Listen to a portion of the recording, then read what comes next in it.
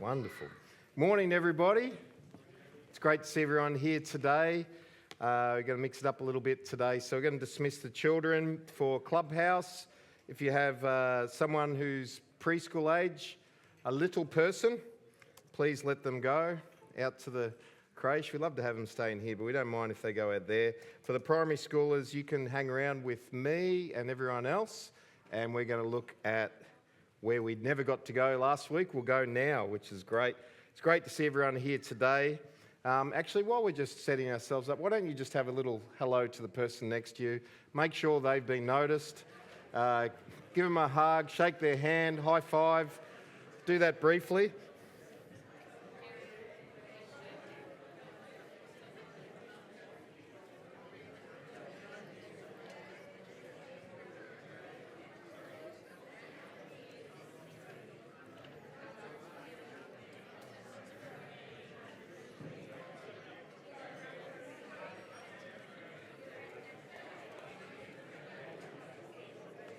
All right, that's good.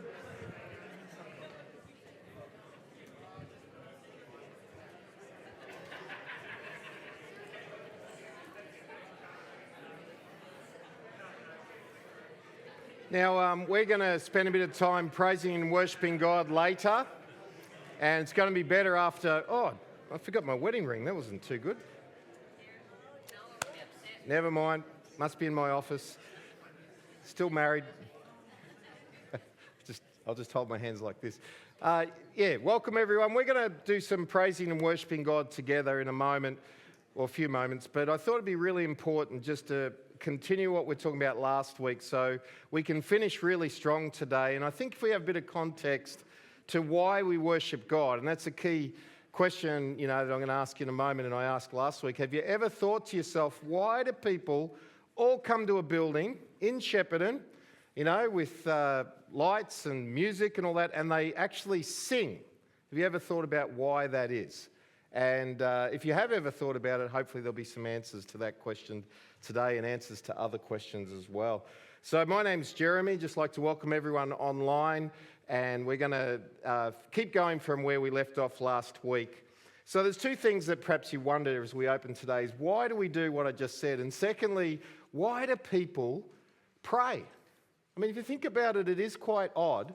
If you've ever known someone or you yourself are a praying person, you sit there or you stand there and then you start talking. But there's no one else there. Now, once upon a time, we'd call that madness.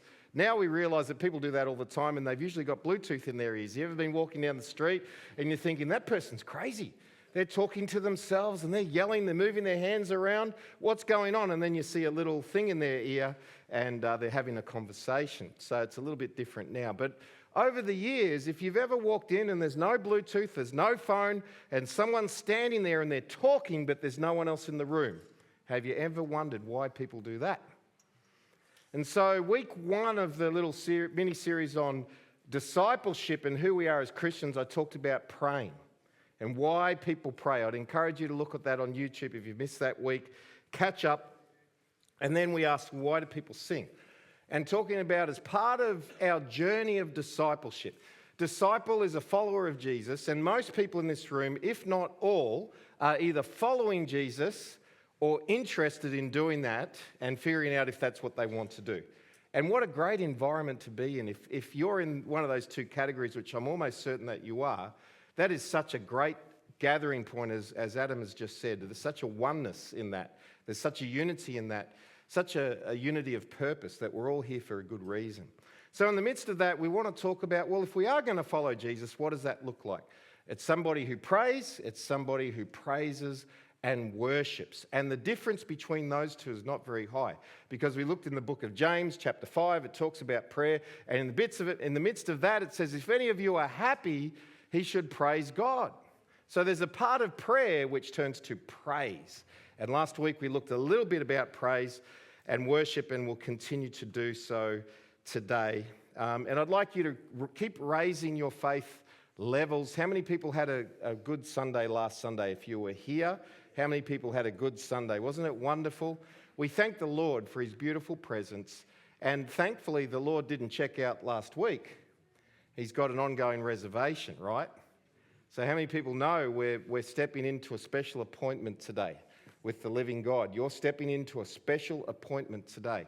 And the only thing that stopped that appointment going well is our own lack of faith and our own stubbornness. That's the only thing that'll stop that appointment going well. No guilt, just opportunity to open our hearts. And we all have a reason why our hearts can be closed. I'm not here to make anyone feel small, but an opportunity in the room today to open our hearts more to God where He can impact us. And today's going to be quite an interactive service.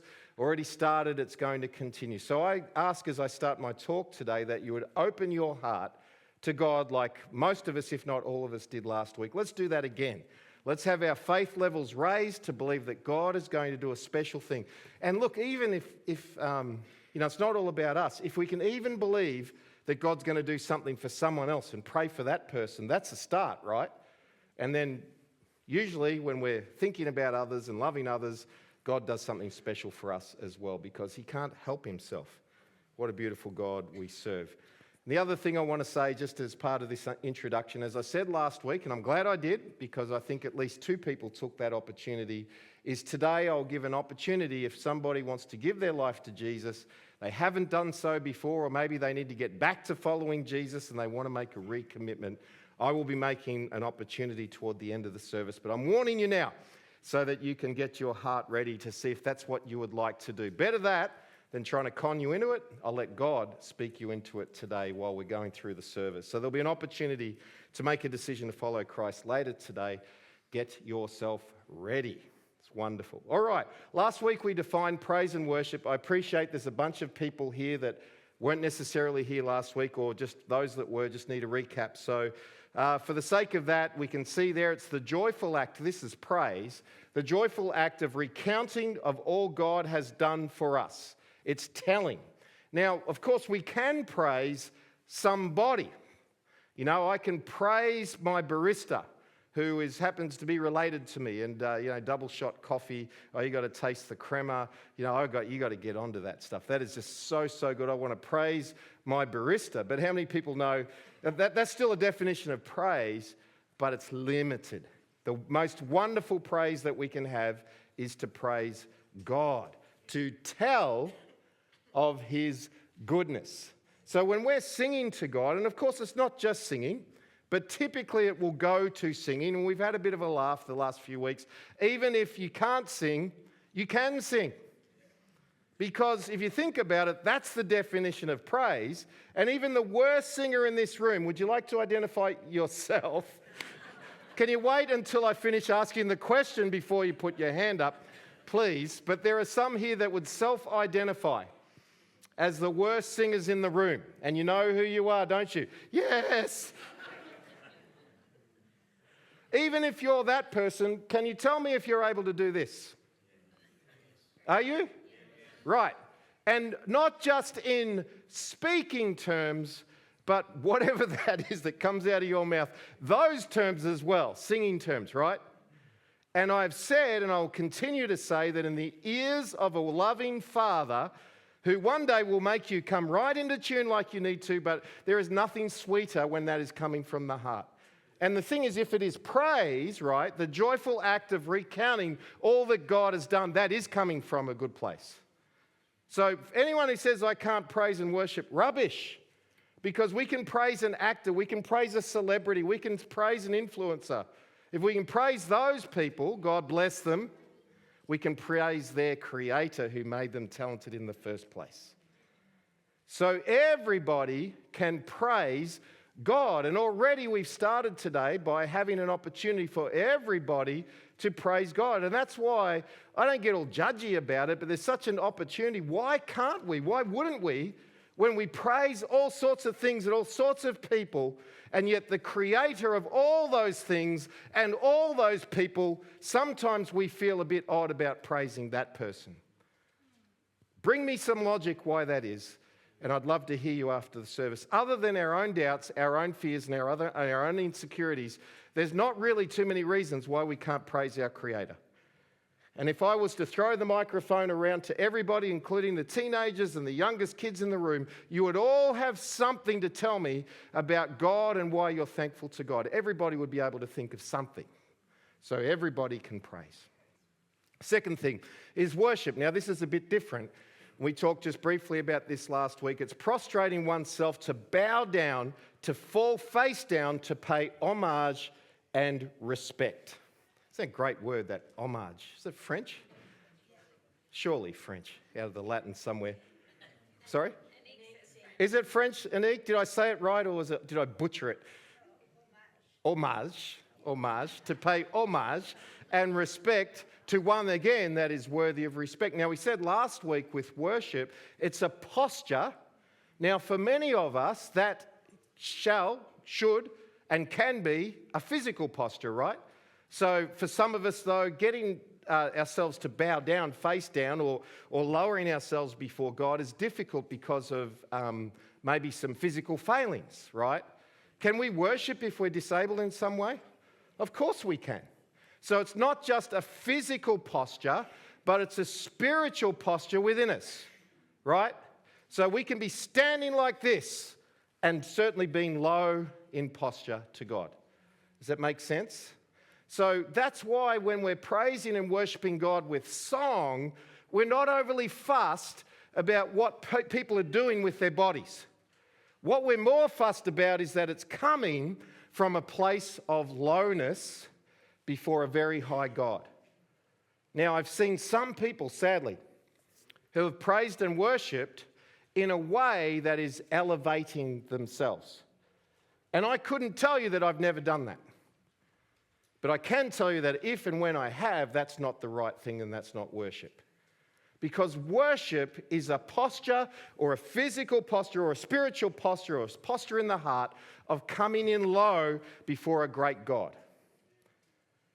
And so again, for anybody who is truly humble in this room, and let's face it, we Australians, we say, oh, we don't really think highly of ourselves. We're just low people. We don't get ahead of ourselves. You hear people say that. I'm not really into myself too much. Well, if that's the case, you're going to make a great worshipper. Culturally, that fits really well with being a worshipper. And so my expectation here is a room full of humble people, united in purpose, as I said earlier, as being followers of Jesus. We know how to say something good about somebody, and we know how to be humble. Well, there's two ways to be bringing beautiful praise and worship to God. If I could be ever so bold, we're running out of excuses not to be a praiser and not to be a worshipper. We're running out of excuses to not be at church, if I could use the words, on time. Not because some onerous pastor is going, well, I was going to use a common name, but I better not because someone will have that name. I thought of another name. Have we got any Joes in the room? Phew, no Joes. So Jeremy's not looking at the watch thinking, it's 10:30. Why is Joe coming in at 10:40? I can promise you, Jeremy is not doing that. Because after all these things are from the heart, are they not? So why govern behaviour, right? What we really need to look at is the heart.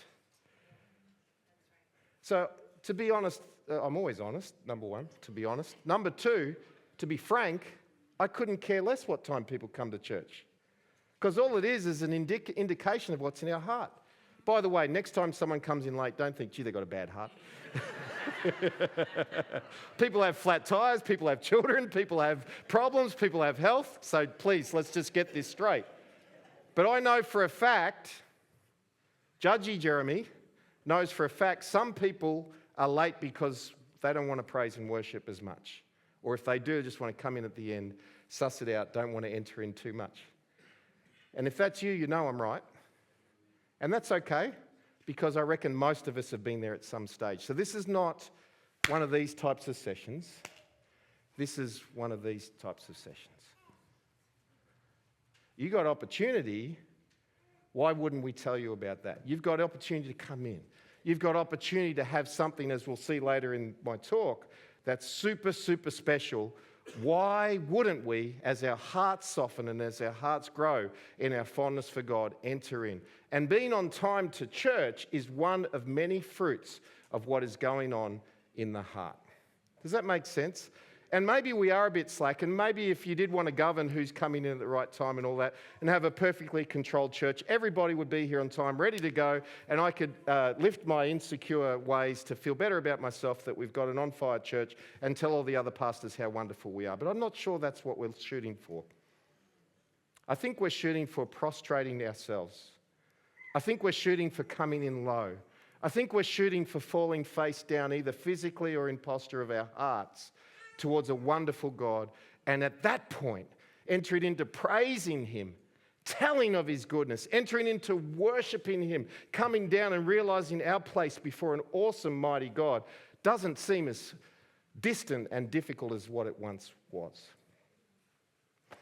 That's why I think praise and worship is something any of us can do. And of course, like any journey, like anything that we do, that can grow, can't it?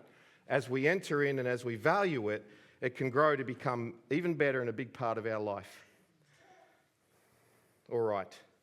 I'm going to move ahead here and I'm going to talk about reasons to praise and worship. Last week I talked about, number one, we are created to do so. If you missed that, you can grab it, as I said, online. Ephesians 1 verses 3 to 6 is where that comes from. I'm going to move on to point number 2 today, and I'm going to show how up to date I am, Ryan. You wouldn't know what this means, but God's the OG of worship. Does anyone know what that means? Put up your hand. No, put up your hand properly. Don't be shy. OG. Right, we've got about 3 people and 4 people. There's a couple of young people who are too embarrassed to put up their hands, and everyone else has gone, I've got no idea what you're talking about. So anyway, when you're my age, you really run out of being very relevant. You run out of relevancy. So the best thing you can do when you start getting old is hanging around young people. Now, my knees are not permitting me to do it too much more, but we do that at basketball, and I hear this sort of terminology thrown around. So I'm trying it out today, giving it a crack. I believe that it means the original, correct me if I'm wrong, but also, and funnily enough, the original gangster. And so there you go. Who's laughing right now? Because you know what I'm talking about. So if that's the case, and I'm happy to use young people's terminology today, and my sons are so embarrassed it's not funny, and that's what brings me great joy as we can start talking about this sort of stuff, is God is the original of worship. God is the original of worship. He's the one that brought it up in the first place. So we've got celebrity, right? Where people worship celebrity, people praise celebrities. We've got a society where we love to do these things for the most inappropriate recipients of worship. But I want to encourage everybody today that this started and ends with God. Worship, praise, starts and it ends with God. He's the original and He's the real deal. And can I give an example for those that are into their sneakers? Now, I'm from a Filipino background, so you've got no choice. You're going to be into your sneakers. And all the Filipinos said, yeah, we'll check your shoes after the service. You know you're all wearing these. All right, so we've got this thing called Jordan 1s. You seen these before? Anyone own a pair? Original ones? You own some from 1987, Queen Lee, or have you got the up to... Okay. Now, you can still have like good ones recently made by this brand, which I won't say because we're not trying to make money out of anybody. But if you have the original ones from when I was a teenager, and this, so if you don't know, these are Air Jordans. He's, in my opinion, the greatest basketballer to have ever lived. There's another person that thinks he's better, but he's wrong. And so back in the 80s, before Australia had the internet and TV and all that, this guy was making waves, and they made the best investment decision they ever decided to do, and that is to name shoes after him and make shoes after him. This is before shoes were a thing, right? And so these shoes came out and he wore them.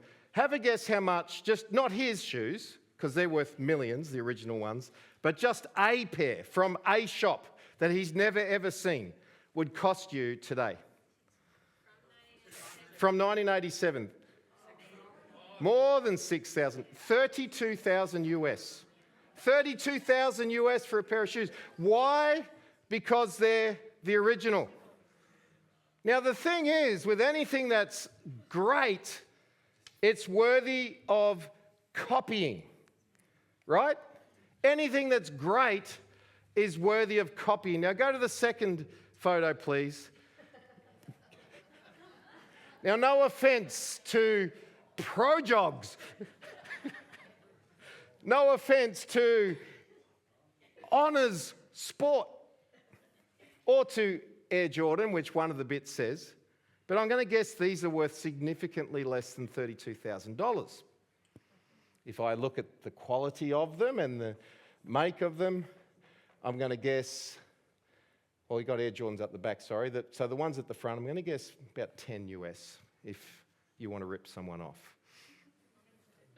Now, the thing is, right, and here's the point. People will buy the ones in the front there all over the world, and they'll pay $10 for them to be somewhere near the original. You're following me? They'll pay $10 all over the world, thousands and thousands of people to get somewhere near the original. What precludes them from getting to the original? The price. They don't have 32,000 US in their pocket, let alone if you can get them anyway, if they're available, which they're probably not. I had a quick look, couldn't find any that were for sale. So we end up with second best. Now think about this when it comes to worship. Who's the original? God. What's worth copying the best? The original. And has it been copied? You bet your bottom dollar it has. And so what happens is that we as humanity can settle for second best when it comes for praise and worship. It looks like the real thing. It may even feel like the real thing, but deep, deep down we know it's not what it's meant to be.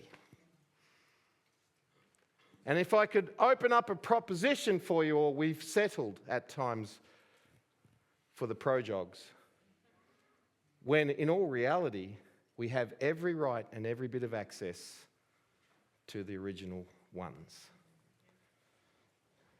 You see, Satan is a master of counterfeit. What is counterfeit? Counterfeit is an imitation or a copy of something that is worth a lot.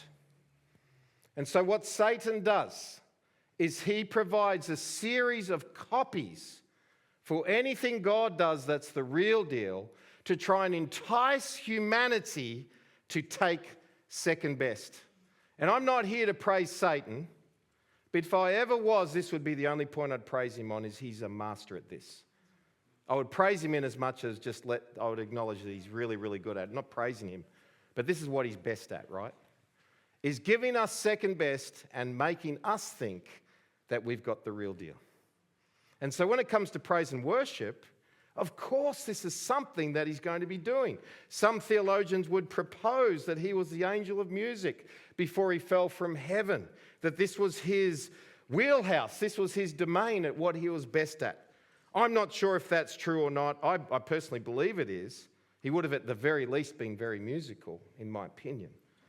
But if we look at the scriptures today, we'll see that this is his goal. This is why he prowls around, to deceive us and to get us to accept second best. Please turn to 2 Thessalonians. Spit it out, Jeremy. 2 Thessalonians chapter 2. And you're going to be looking for verses 9 and 10. So will I. It says here, the coming of the lawless one will be in accordance with the work of Satan, displayed in all kinds of counterfeit miracles, signs, and wonders, and in every sort of evil that deceives those who are perishing. They perish because they refused to love the truth and so be saved. Now, I've zoomed out to a principle. This is not just talking about praise and worship. This is a principle for all that Satan does. And whatever domain and whatever part of our life, his intent is to deceive us and to give us a counterfeit gift. And particularly here it talks about signs and wonders and miracles. Now, we heard about a miracle here last week, a very, very real one from a very, very normal person. And then others that need their miracles came forward and prayed, and that is praying to the OG, not to the counterfeit imitation maker. And so this is a safe place under the authority of the Holy Spirit and the authority of the Word where we can get the real deal in praise and worship and everything else. But the reality is, for each and every one of us, there's a real Satan. This is not allegoric. Paul didn't write this to the Thessalonians to go, ooh, look at the metaphoric boogeyman. Just be careful. He's talking about an actual Satan. Now, I'm not here to freak people out, but let's call out what is real. There is a Satan. The Satan is actually his name. There are demons, his demons, that are sent to muck up our lives and give us counterfeit. And we need to be aware of that and reject that and accept that which is God is doing. So I would firmly encourage people to enter in because the alternative is not a good one. The alternative is not a good one. Of course, we read scriptures like this and we think, oh, goodness me, I've got to be careful. He's prowling around. He's going to do horrible things and he's going to, destroy my life and he's going to do all these crimes against me and all this sort of stuff. But it's interesting that it says they perish because they refuse to love the truth. Deception doesn't come at you with a knife and bared teeth and blood. If that was the case, we'd all run away. Horror movie right there on my TV. What's scary is that Satan brings stuff that we love and enjoy and we don't even know he's doing it. That's actually the scary stuff. And sure, for people that are far gone, it will turn into knife and scary teeth. But for the rest of us that are just warming up, he comes sneakily. He comes counterfeit. He comes gently, cleverly, deceptively to offer us second best. What I'm calling out in our congregation today is, are we going to listen to that and follow that, or are we going to enter into a safe place? Are we going to enter into a place of praise to someone who is worthy of telling good things about? Someone who everybody in this room could tell me something wonderful about God and even what he's personally done for you. Are we going to enter into that? We're going to enter into worshiping God with a small and a lowly posture to lift him up to be the person that he deserves to be. Are we going to enter into that, or are we going to enter into a place of risk, a place where truth is not valued, a place where we can get quickly swept away in the current of popular and get away from the OG? We decide, right? No one's putting a gun to our head at that point. We decide. I call out to everybody today, who will you decide for? And myself too, Jeremy. You need to make up your mind and stick with it. Worship of the OG is here to stay. Here's some good news. Pre-fall, here today, and eternity forever, God and worship of him is something that we get to do. And it's something that was always there even before we got here, did you know? Please turn to Job. And Job's an interesting book because God speaks verbatim. And if because of that, we get to hear and see what he knows, especially back in creation. He talks about it. Straight to Job, in the midst of his pain and suffering, God actually speaks and he's quoted. This is actually line for line what God says in Job's terrible, terrible situation, all the way back near the beginning of time. And it says here, the Lord in his ways, he says this to Job, "Where were you when I laid the earth's foundations?" Rhetorical question. "Tell me if you understand. Who marked off its dimensions? Surely you know. Who stretched a measuring line across it?" And then verse 7, he's asking these questions, and this is what God says about before Job was around or anybody was around. "While the morning stars sang together and all the angels shouted for joy." So before we were ever here, there was this thing called praise and there was this thing called worship. Fascinating stuff. Please turn to Psalm 86, verses 12 and verses 13. Psalm 86, verses 12 and verses 13.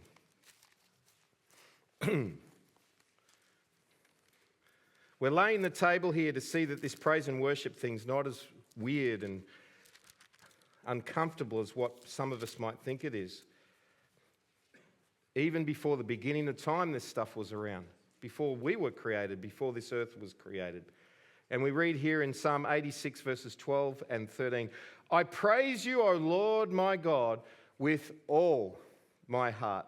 I will glorify your name. How long for? Forever. For great is your love toward me. You have delivered me from the depths of the grave. You see, verse 13 is the praise, and the whole thing is the worship, and the praise is going to go on forever. And I've heard some people think, oh, wouldn't want to do that. That sounds horrible. It's like pulling teeth. But when we discover how wonderful it is, it's something that will stick with us, not only in this lifetime, but in the lifetime to come. So point number 2, God's the OG of worship. This is why we need to worship him. My question that I'm answering today, what are the reasons to praise and worship? Number 1, we're created to do so. Number 2, God's the OG of worship. It segues very easily from there. And he's worthy of all that praise. And he is the one. Everything else is an imitation. He is the one. Number 3, and again, this segues like it just builds on each of the previous points. Point number 3, reasons to praise and worship God is to exalt Jesus. By the way, that's reason enough. Don't need any other reasons, but anyway, we'll get to point 3. Exalt Jesus. Now, tell me, exalt.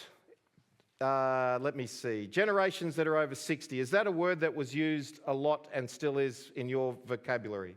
Exalt. Yes. Anyone say no? Over 60? Common? Not too bad. Say 30s to 60s. Exalt. No. Yep.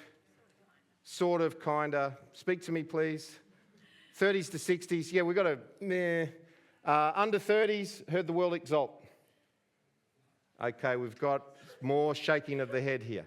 Right, so we're actually seeing that this is something perhaps that older generations know of. Funnily enough, as it gets down to the younger ones, it's a bit of a mystery.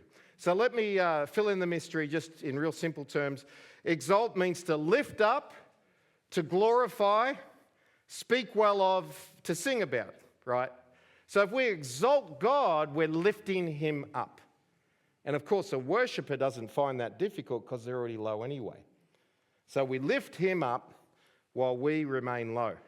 By the way, don't think that we just live a low life where nothing goes right. God lifts us up in the process of him lifting him up. So it's not all doom and gloom and in the desert and in the dust and in the mud. We lift God up, we exalt him, and then he lifts us up to do extraordinary things. Really, really important we understand. We're not just stuck in the mud here. So we exalt Jesus is a beautiful reason to praise and worship God. And that actually is what praise and worship is, what it is. Firstly, for all that he's done. For all that he's done.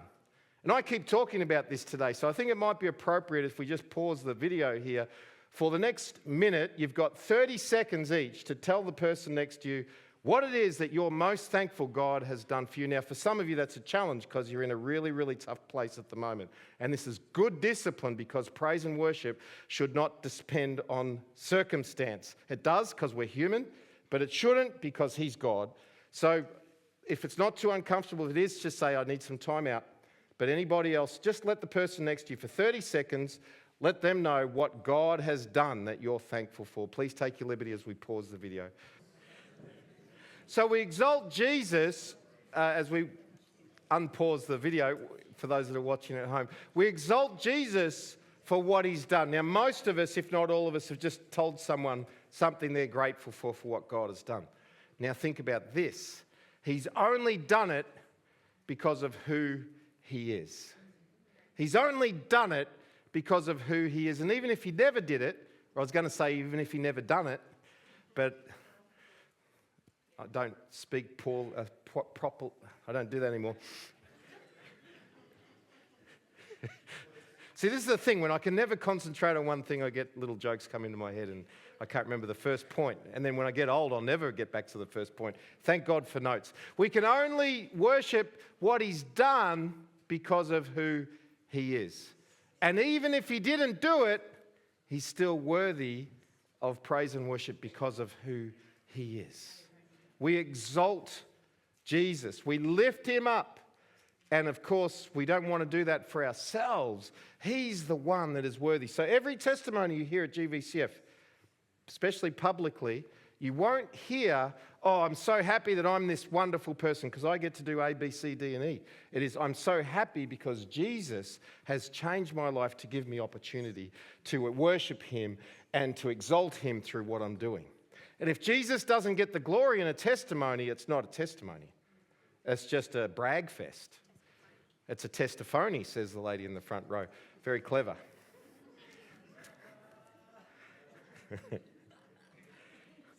So we're created to do this, to exalt Jesus. When we do it, the thing is, we know it's a good thing because of who he is, our creator, not because of what he's done. But of course, we've got so much to celebrate what he's done as well. So where else can you do this? As I finish this point up, where else can you do this? To gather and have opportunity every single week, literally, in a community of like-minded people. That is such a powerful thing in a divided world that we live in. There's an argument about everything. You cannot read social media without people just arguing about everything, right? You know, the cool thing is here, there was an election that's not the cool thing. There was an election just weeks ago. We have all voted potentially in different ways. Think about that. But that doesn't stop us coming in here as one like-minded group of people and worshipping God together. And we didn't check your voting card on the way in. And I won't start getting controversial, but who cares? We'll work it out as we go. That's what family does. If any of us voted wrong or believed the wrong things, I probably did, right? I've been told by my son. But who cares? When we gather together in one accord, that is a dynamic that the world does not offer. And even at a football game, there's two teams. Right? But here we are in one accord as people that want to follow Jesus, people that want to exalt him, people that are figuring that out if we're not quite there yet, with a whole bunch of great examples in front of them every Sunday as part of the service, as part of communion, that part of the service, part of singing, that part of service, as part of just serving coffee and washing dishes and cleaning up when everybody's gone, that part of worship. We get to do it together in one accord. I look around this room of motley crew, misfits, weirdos, strange people. Then I look beyond my own family to the rest of the congregation. And you're laughing because it's true. It's you too. It's us, not you. And I think, what better group of people could I belong to? And guess what? There's always room for one more. Crazy person, crazy hypocrite, strange voter. Bring them in. And everybody who's new to the church thinks, finally, my weirdness has found a place to call home. Don't you smile at me. All right, last one. It impacts us. Why do we praise and worship? It impacts us. Let me start with some scientific research. I'm going to go straight there because I can. It's not my first point, but it is now. Michael Ledke, if I'm pronouncing that right, author of a 2018 study, wait for this, titled Neurophysiological Benefits of Worship. Now, there's a thesis I don't want to be doing. He says this: there is incredible research about what happens to the brain when we give thanksgiving, speak gratitude out loud, and worship. Researchers have found that when we worship God, and I have no idea what this means, there is an increase in BPNF, which is a neurotransmitter that helps us grow healthy brain cells. See, I told you we're created to do this. There you go, Jan. No wonder you're still with us. Every morning we wake up with, well, most of us, with 300 million more brain cells. When we worship, gamma waves are created in our brain that actually help us to know and feel the presence of God. Psalm 22, verse 3 says that God inhabits the praises of his people. And we actually get a physical boost of this gamma stuff, fire in our brains while we worship. So I don't mind being a bit more awkward to get some of the many brain cells that I've lost back and some with interest on that. And everybody who is IQ challenged said, Preach it, preacher. How good is that? But there are many, many benefits. That's just one from science. I want to tell you today, it's not the reason we worship, it is the consequence of worshiping, is that it impacts us. I want to tell you today that I personally, and many, many people that I've talked to about this, have overcome sadness. And I know our community close enough that there's a few watching online or even in this room that could do with some worship for your soul because of what's going on in your world. And we want to acknowledge with compassion those that can worship through the absolute agony of circumstance. And we want to honour you today. And we want to let you know that you are loved. And we want to let you know there is no comparison in this room. And that we will worship alongside you as an honour while you keep figuring out this thing called life. God bless you in your sadness. And for others, it's anxiety. For others, it's depression. Both naturally and supernaturally, God does something in those that are struggling in these ways. We've got many doctors in our congregation, and I reckon their appointment lists would go down significantly the more of their patients that worshipped. Significantly. Because worshippers are healthy people. I'm not saying we never need a doctor, but not as much. Because something changes in us when we worship Jesus. And we get replaced, we have a replacement of those things like anxiety, and we've been praying in Selah about this, depression, mental health, which got focused on last week. Sadness, it gets replaced with joy and freedom. Did we sing today that? I think we need to sing again. It gets replaced with joy and freedom. And you know, it's a rhetorical speech, so of course you've got no way of speaking back and arguing, but please do so afterwards. But I would say, like, why would we choose, once we realise how this works, why would we choose those alternatives when we could choose joy and freedom? Why would we choose those things? And of course, you know, sickness of mind and everything else puts us under the pump. But let's eventually get to the place of praise and worship. And may there be a lot of compassion in the room until we get there. I don't want us to be closed books on this stuff. It's a struggle. If it wasn't, we'd all be doing it wonderfully well every week. But for those that can't quite get there, this is a great sermon to get on your way. And secondly, a community of like-minded people to get around each other to say, hey, we can do this together. Good stuff. And as part of it impacting us, it gets to strengthen our faith. Who's having their faith strengthened at the moment?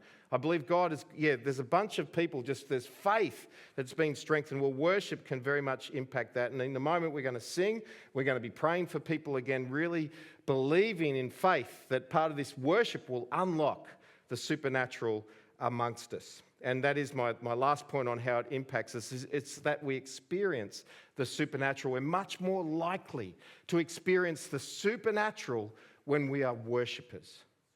Now, God is there and He's ready to move, but sometimes we miss it because we're not coming in low. We're not worshiping prostrate before Him in heart or in body.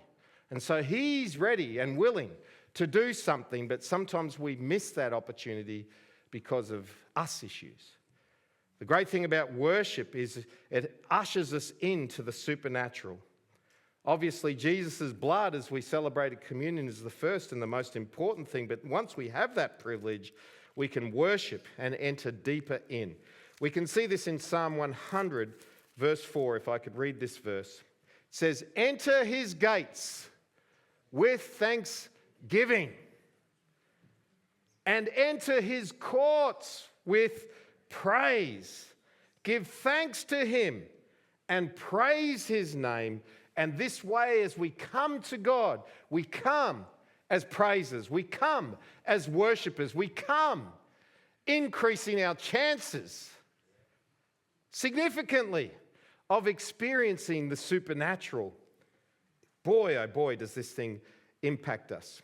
So right now, as we get ready to sing, we'll get the kids back. I see a few of them wandering around out there already. They must have heard word. We're in a Selah pause time, as Steve gave his own testimony of what that's been doing for him and his family. This is a great opportunity to do the things we're talking about, this discipleship. A disciple is a person who praises and worships. Can I invite you, if you haven't got one of those publications, they're magazines, grab one before you go and consider coming this Wednesday. And you might think, well, aren't you already like 6 weeks in? Yeah. The best thing about that is we've had lots of practice. Now you can come and it should be really, really good. It's not too late. Oh, but I missed the first few weeks. Don't matter. It's so disorganized, you can miss the next week. Just come whenever you want. But once you get there, it's going to be good. Is it awkward? Yes. Lots of silence when you don't know if someone should be praying or not? Yes. Best scriptures read? No. Best singing you've ever heard? No. Words of prophecy? Yes. God speaking? Yes. Polished? No. Performance? No. Just sit there and receive of God and say nothing and do nothing? Yep. Just come. Just come. The magazine's the fanciest thing about Selah. And then there's daylight between the next fanciest thing. Come on. Come along. And then there, because I was going to do it here, but we need to start singing, you'll hear testimonies of why we praise, why we worship, and what happens as a result. And if you come along, you might even find yourself, you being the one that shares that testimony. Wouldn't that be great? Oh, I've never done anything like that before. Well, ask about 15 people that say the same thing before they started doing it in Selah. Your chance could come, and I'd love to hear what you've got to say on behalf of God. All right. So, anyway, I'm really, really excited about praising God and worshipping Him together in one accord today. Let me just remind you of the points before we go to. These are the reasons why what we're about to do is very, very powerful. If someone could come and grab the kids, Daniel might be able to hear me there and bring them in. Here are the reasons. Number one, we're created to worship. We are created to worship. So what we're about to do, you've been created to do. Number two, God's the OG of worship. It flows beautifully from being created to worship. Well, He's the original. He is the 100%. Everything else is an imitation. Everything else is counterfeit. Number three, we praise and worship to exalt Jesus because of who He is and because of what He has done. Number four, it has a profound impact on us. Even science can tell. Our doctors will tell you. The healthier ones are the ones that are worshipping. As a general rule, it is very, very good for us. Not just our body, not just our soul, not just our spirit, but our whole person. It is good to be a praiser and worshipper. So yes, it's awkward sometimes. Yes, it takes getting here earlier sometimes. Yes, it might seem like when we hear our own voice, we could prefer a crow to be crowing out the front of our house early in the morning as we're trying to wake up than listening to that. But God has created us, and something will be activated, something will be confirmed, something will be provoked in a good way when we praise and worship because we've been created to do it. So are we ready to do that today? We're ready to praise? We're ready to worship? Remember, your posture is the most important thing, and I don't mean physically. So the physical will follow what's in the heart. Can I call every heart to connect with every voice? And let's sing to Jesus because He is worthy. Would you stand as Phil leads us in a precious time of praise and worship?